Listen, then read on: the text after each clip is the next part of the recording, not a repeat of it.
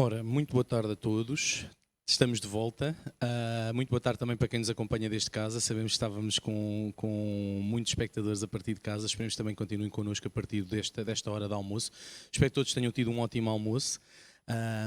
Da parte da tarde teremos agora uma intervenção de keynote speaking, seguida de uma mesa redonda e também uma sessão de perguntas e respostas no final.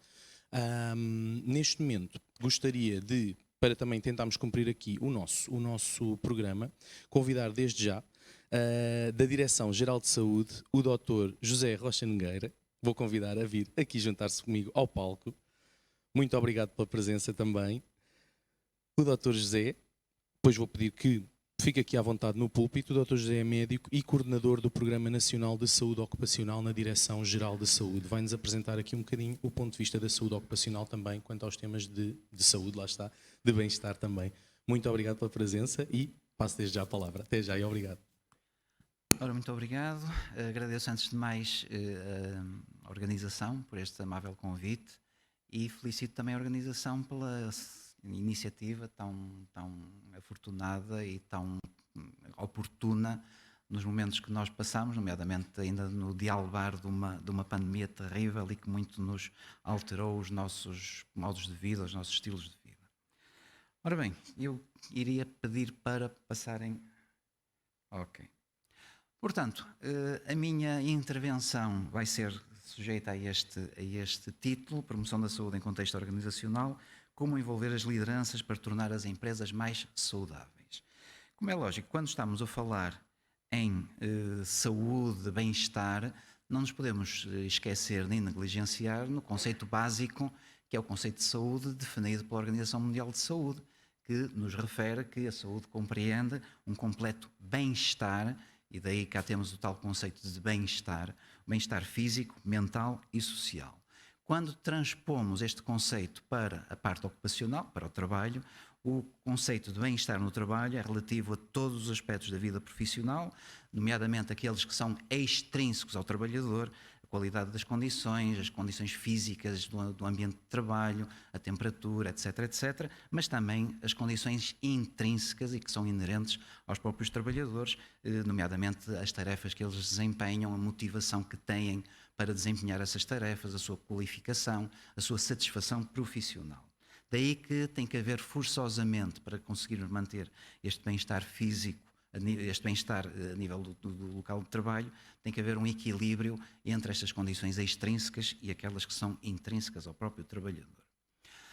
Não sei se vocês tinham este conceito, esta noção de quando estamos a fazer uma medição da saúde, seja a nível global, seja a nível ocupacional, habitualmente temos tendência a utilizar sempre os indicadores negativos.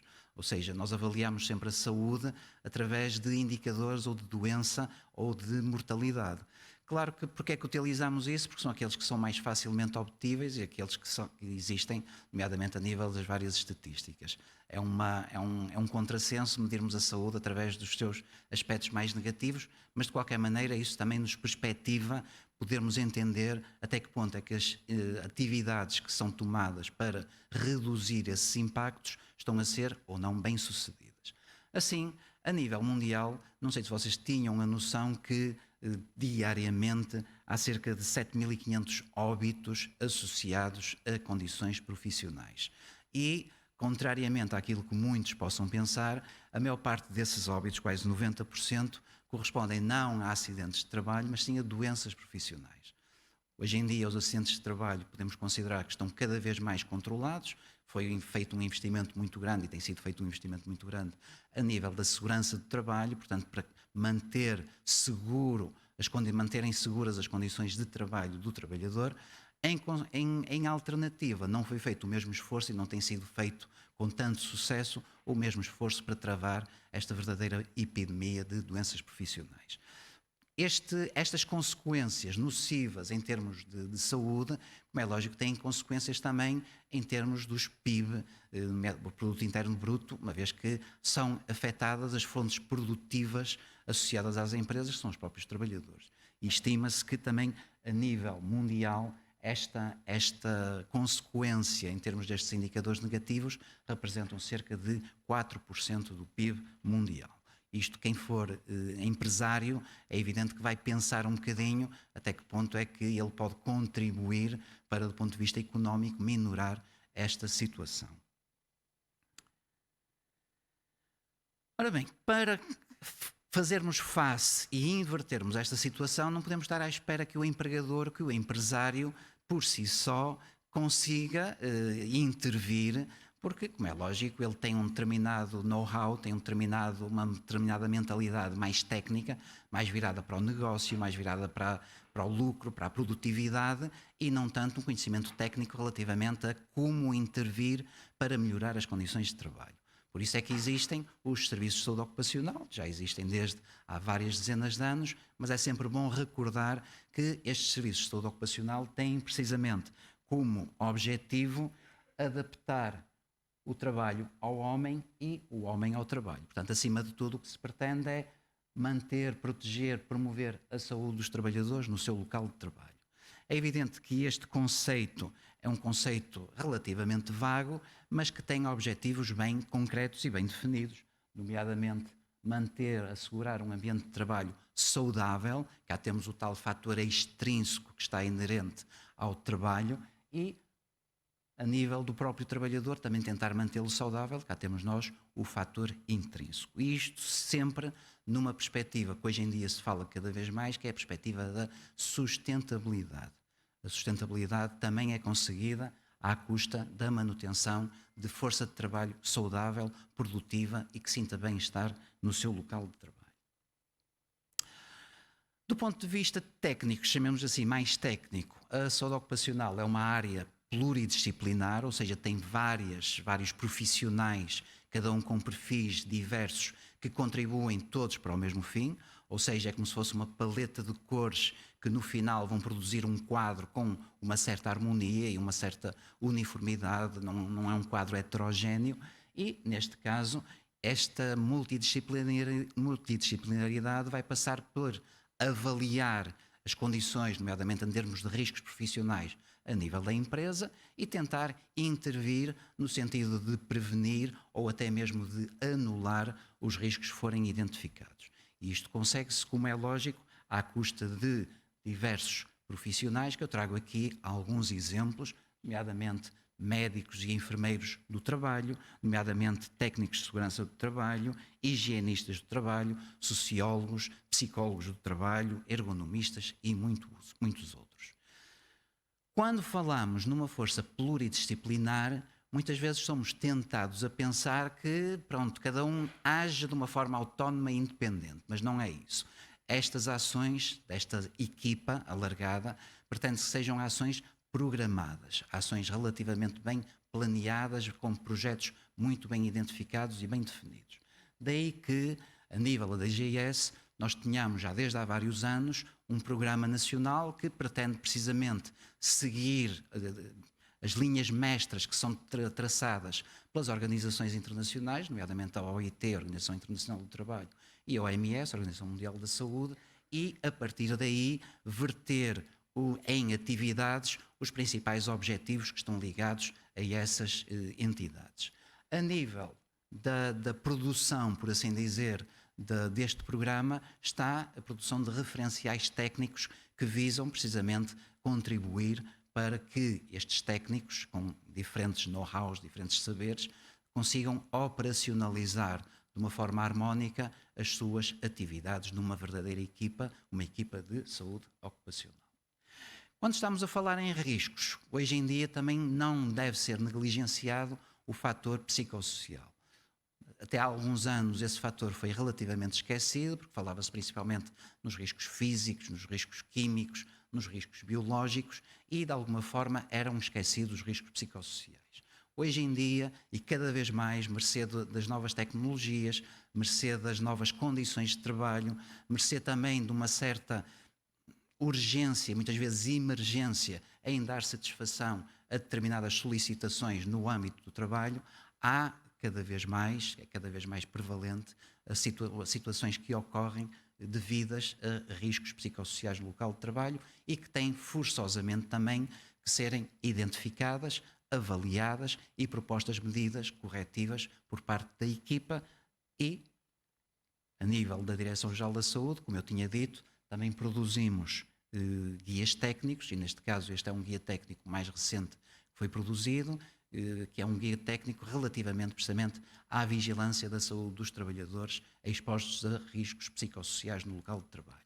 Tem 2 volumes, porque um é um volume completo e o outro é um guia síntese, por assim dizer, para que se possa ser mais facilmente consultado e mais facilmente aplicado o que lá consta.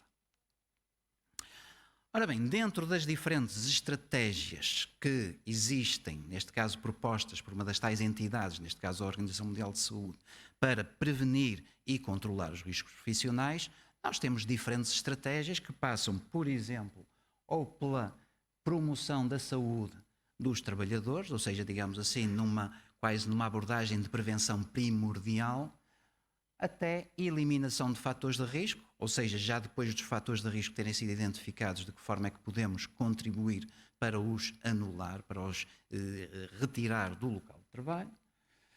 Promover locais de trabalho seguros e saudáveis, já iremos ver o que é isto de um local de trabalho seguro e saudável.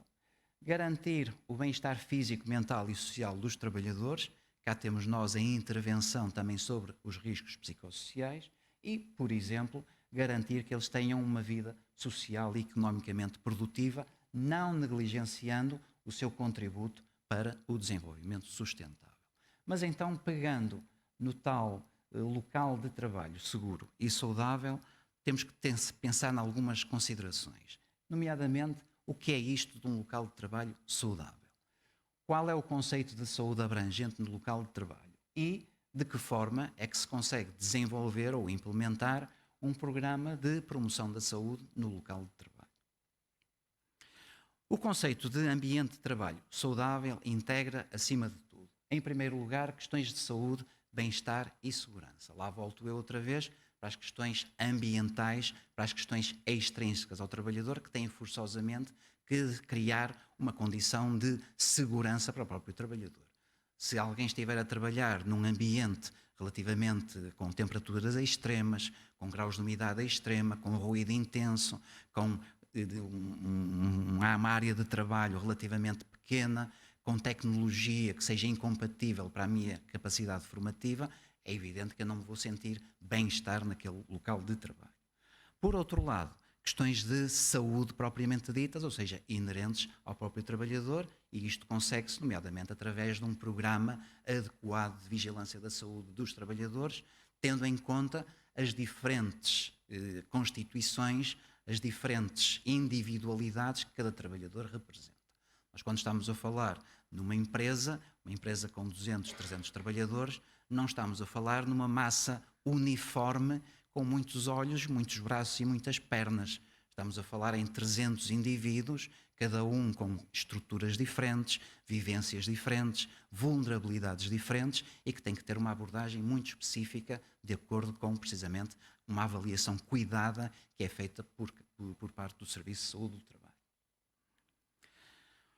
Tem que haver recursos que apoiem e incentivem a saúde individual no local de trabalho, e isto consegue-se também com o apoio do próprio empregador, e, finalmente, o envolvimento de todas as estruturas da empresa no sentido de melhorar as condições de saúde do trabalho, porque é evidente que se forem identificados os riscos, se houver propostas, apresentação de propostas para minimizar ou anular aqueles riscos, mas não houver este apoio, este envolvimento da empresa para conseguir controlar os riscos, não se consegue levar a bom porto estas propostas. Por outro lado, também não nos podemos esquecer que qualquer empresa tem responsabilidades sociais no local onde está a desenvolver a sua atividade. Ou seja, não tem, antigamente a pessoa pensava apenas nas responsabilidades ambientais, ou seja, não produzir poluição através do ar, através de efluentes líquidos, efluentes sólidos, mas hoje em dia fala-se muito nas responsabilidades sociais da empresa no meio onde está inserida. E essas responsabilidades também não podem ser de forma alguma negligenciadas. Um dos conceitos que eu queria que vocês não perdessem de vista é que o conceito do trabalho tem um peso enorme na vida de qualquer indivíduo, seja ele qual for. seja um indivíduo com estudos universitários, doutoramentos, seja um indivíduo mais indiferenciado, que é um trabalhador indiferenciado. Assim, um dos primeiros conceitos é que pelo menos 60% do dia e cerca de 1/3 da nossa vida adulta são passados no local de trabalho. Ou seja, não é algo que possa de alguma forma ser negligenciado.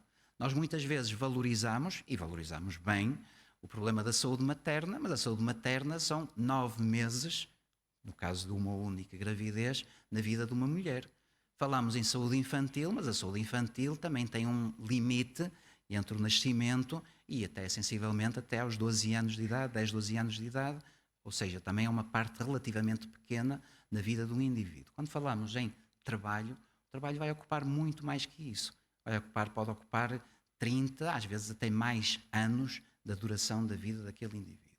E forçosamente teremos que pensar e refletir se, até que ponto as condições de trabalho não poderão afetar negativamente não só aquele indivíduo, como toda a sua família, como a sociedade onde ele se insere. Por outro lado, outro conceito importante é que os ambientes de trabalho, nomeadamente que propiciam condições sedentárias, cargas horárias relativamente exigentes, cargas horárias que sejam do ponto de vista em termos de cargas mentais ou mesmo em termos de cargas físicas demasiadamente exigentes, condicionam sempre negativamente, têm efeitos adversos na saúde daquele trabalhador. Finalmente,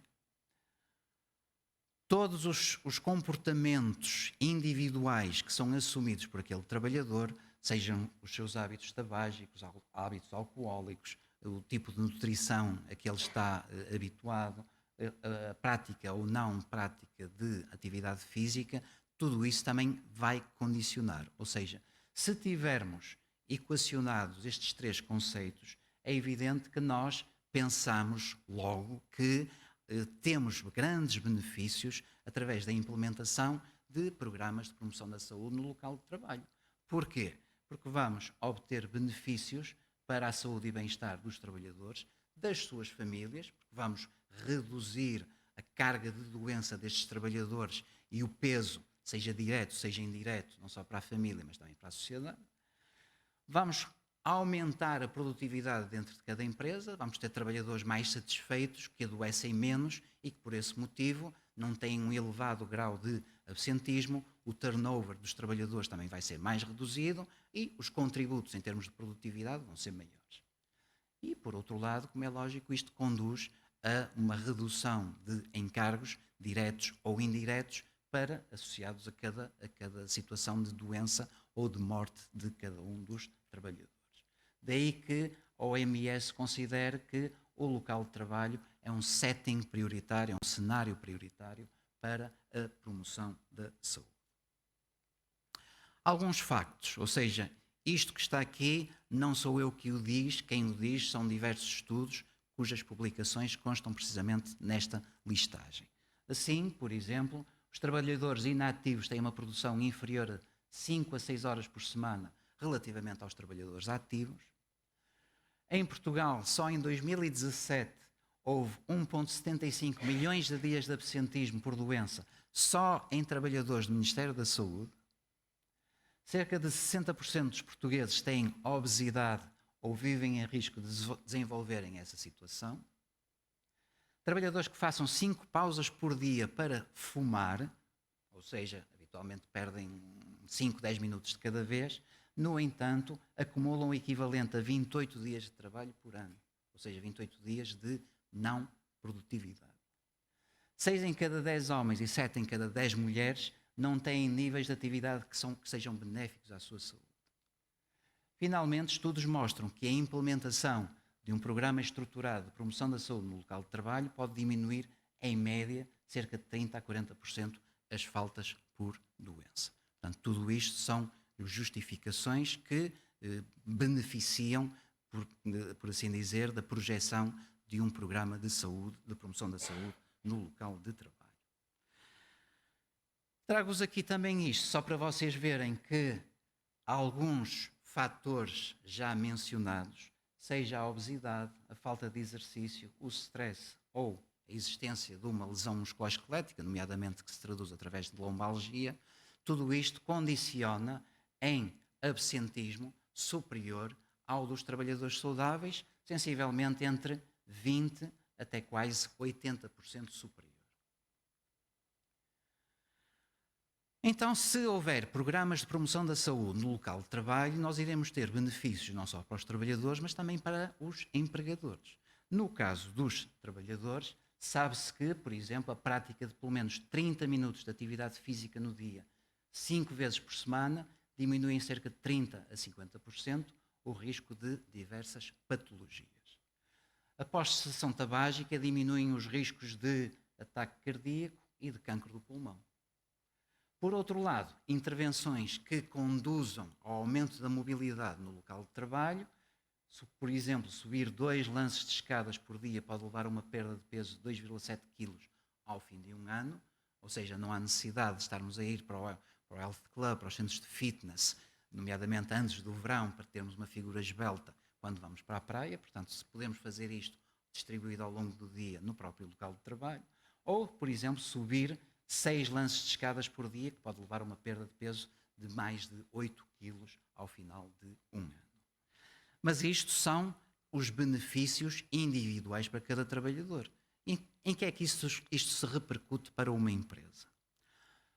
Ao fim de um ano, nós sabemos que há aumentos, nomeadamente a nível da moral do trabalhador, a nível da sua predisposição para o trabalho, do seu envolvimento nas tarefas ligadas à empresa e, por outro lado, na coesão das equipas.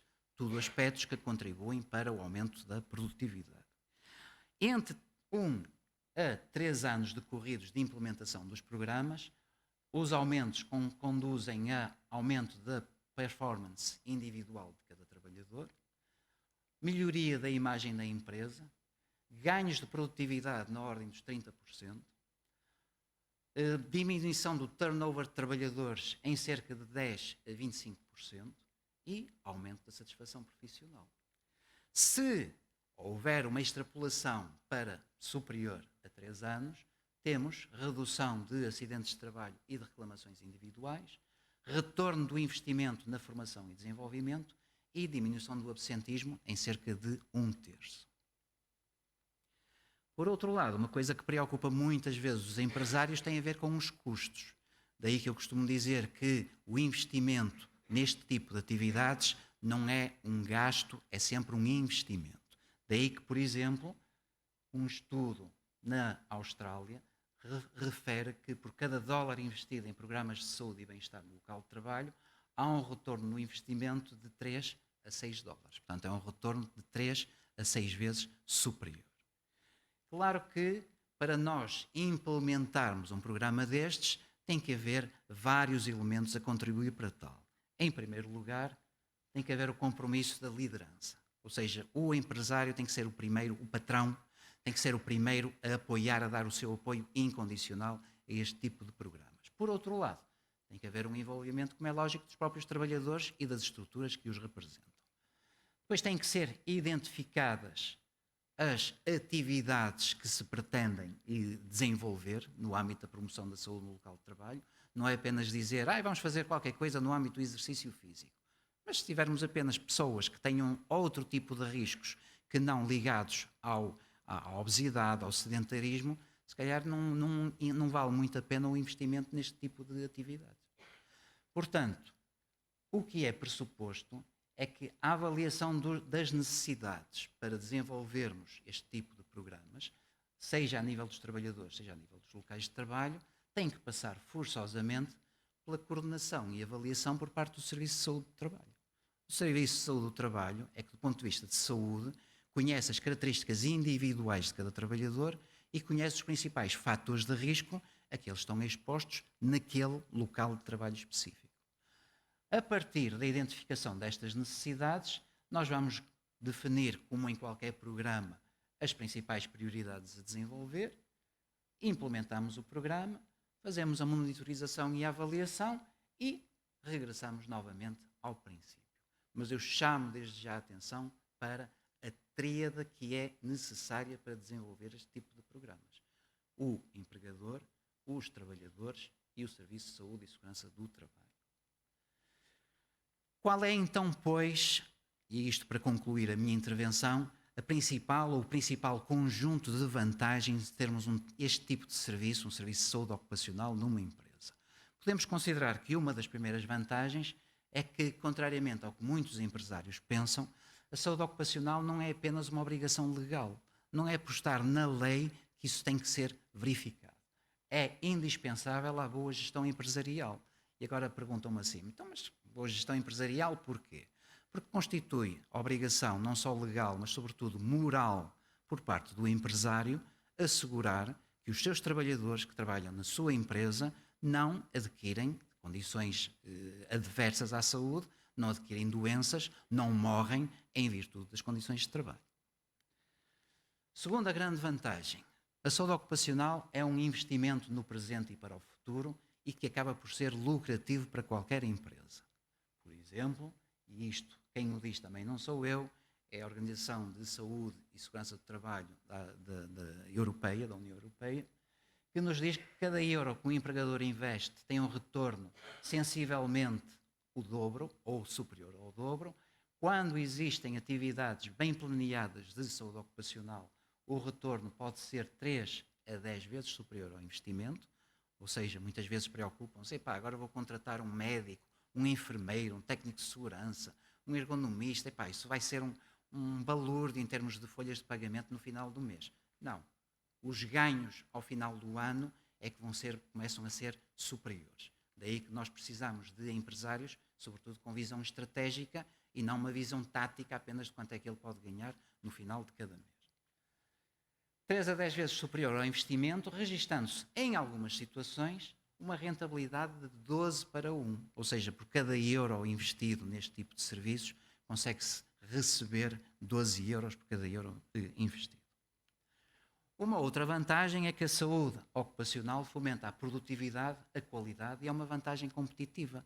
Como é lógico, se nós temos trabalhadores mais satisfeitos no local de trabalho, mais motivados, que adoecem menos, que têm boas condições de trabalho, é evidente que eles vão ser bastante mais produtivos, vão ser uma força mais produtiva, com maior capacidade de trabalho e que vai conduzir forçosamente aos objetivos da empresa de serem atingidos e muitas vezes serem ultrapassados.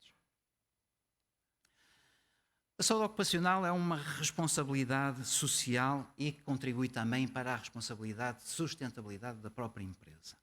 Quando eu estou a falar nisto, estou a falar, por exemplo, dos Objetivos de Desenvolvimento Sustentável, da Agenda 2030, que chamam a atenção que, nomeadamente, 3 desses objetivos, o Objetivo 3, que tem a ver com a qualidade em saúde, o Objetivo 5, que tem a ver com o trabalho digno e a produção económica, e o Objetivo 12, que tem a ver com a produção e consumo sustentáveis. Que tudo isso são objetivos que estão diretamente relacionados com a saúde ocupacional e o que a saúde ocupacional faz no âmbito de uma empresa. Por exemplo, o Objetivo 12 não será tanto o consumo sustentável, mas a produção sustentável. Estamos a produzir com mão de obra saudável, satisfeita e motivada, é evidente que o empresário está a contribuir para serem atingidos esses objetivos de desenvolvimento sustentável. Por outro lado, cada vez mais, a saúde ocupacional hoje em dia é um excelente cartão de visita e valoriza a imagem da empresa. Chamo-vos a atenção que, por exemplo, que em inúmeras certificações e inúmeros programas de desenvolvimento de qualidade, nomeadamente de acreditação, um dos critérios que exige é que a empresa tenha serviços de saúde e segurança de trabalho organizados e, sobretudo, bem organizados. Em conclusão, e para terminar a minha apresentação, as empresas promotoras de saúde no local de trabalho têm diversas vantagens. Redução da morbilidade ligada ao trabalho, nomeadamente também da mortalidade ligada ao trabalho, aumento da motivação e da satisfação profissional dos trabalhadores, desenvolvimento e melhor qualidade por parte dos recursos humanos, menores gastos, como é lógico, não vai ter tantos gastos e, pelo contrário, até vai ter algum retorno daquilo que gastou, melhoria das relações sociais internas, com diminuição, por exemplo, dos conflitos laborais, criação de uma imagem social positiva e suporte para atividades de marketing. É evidente que hoje em dia o empregador pode utilizar as vantagens de ter uma redução da morbilidade, bons ambientes de trabalho, uma força de trabalho produtiva e que sente bem-estar no local de trabalho, quase como um cartão de visita para estas atividades de marketing. Daí que a minha conclusão e a minha proposta é que vamos promover a saúde no local de trabalho, sim, mas sem fazer batota. E aqui sem fazer batota não é tanto a pessoa estar sentada e fingir que está a andar, é sem fazer batota através dos serviços que são contratados. Porque não interessa apenas dizer que temos serviços de saúde ocupacional organizados, temos que ter serviços de qualidade. E da mesma maneira que o empresário exige dos seus fornecedores critérios de qualidade, terá que exigir também do Serviço de Saúde e Segurança do Trabalho esses mesmos critérios. Não é apenas dizer eu tenho serviços, se trabalham bem ou mal, mas eu tenho. Fazem-me fichas de aptidão. Não. Tem que haver objetivos também definidos e o serviço também tem que os cumprir e que os atingir. E era só isto que eu queria dizer. Muito obrigado pela vossa atenção.